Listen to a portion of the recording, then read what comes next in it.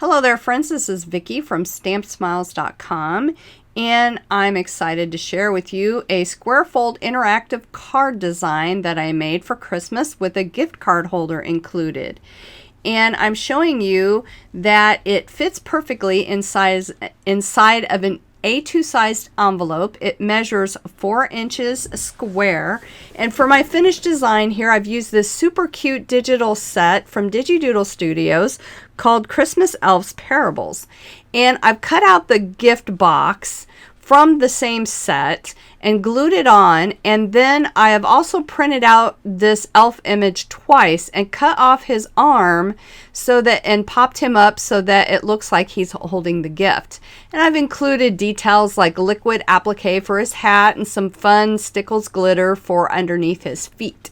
So when you open up the bow on the ribbon on the side of the card, here's what it looks like for the interactive design. It kind of spreads out into this fun little surprise on the inside. And then for mine, I've included a gift card holder, but that's not really a gift card. It's just some kind of card I had in my stash just to show you for effect. So to get started, you will need an 8 by 8 inch piece of cardstock. I have some red here. And then you will also need 3 panels. I have green here. You need 3 of them cut at 3 3/4 inches. You will need 2 of them for the inside of the design and 1 for the outside cover.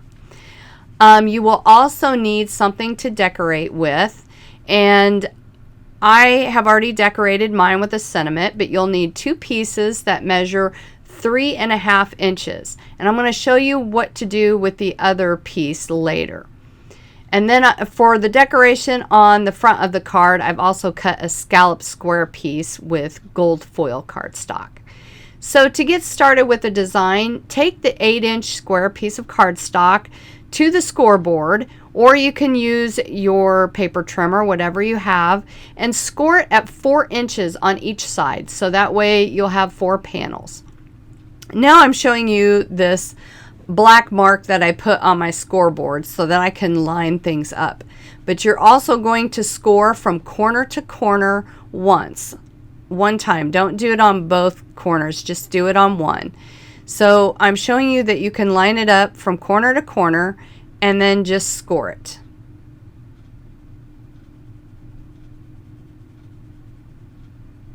And then once you do that, then you can take a bone folder and reinforce all of those score marks. And I've done it back and forth to really make sure that they work, because then it makes it easier for your folds to come together when you put it together this way.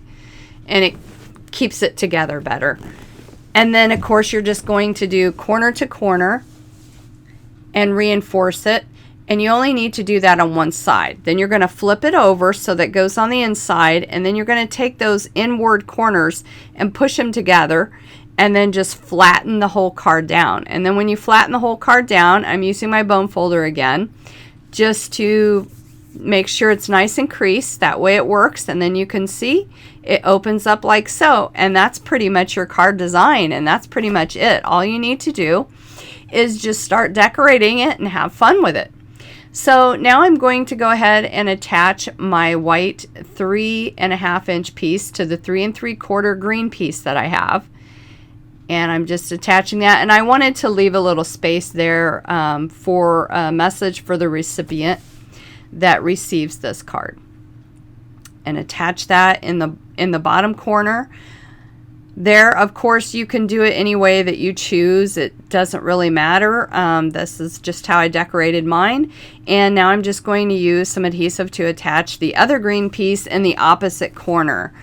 You can certainly decorate the whole entire thing if you want. Just remember that you have to account for the folds, for the diagonal folds. Now what I did with my 3.5 inch piece is I cut it down to 2 inches, as you can see here, on one side. And the reason why I did that is because I'm making a gift card holder. So I'm taking a 1-inch punch and I'm sticking it in maybe about 1/4 or 1/2 inch way through the panel just to make a little notch. And now I'm taking some 1/8 inch score tape, and I want to make sure that the very bottom of it is as close as possible to it so that there's plenty of room for the gift card to fit in there.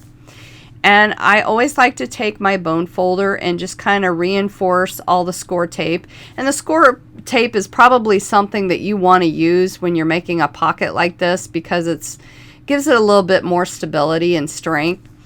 And I'm just using my scissors to help me take the backing off of the score tape. And then I'm just sticking that down over the green panel there.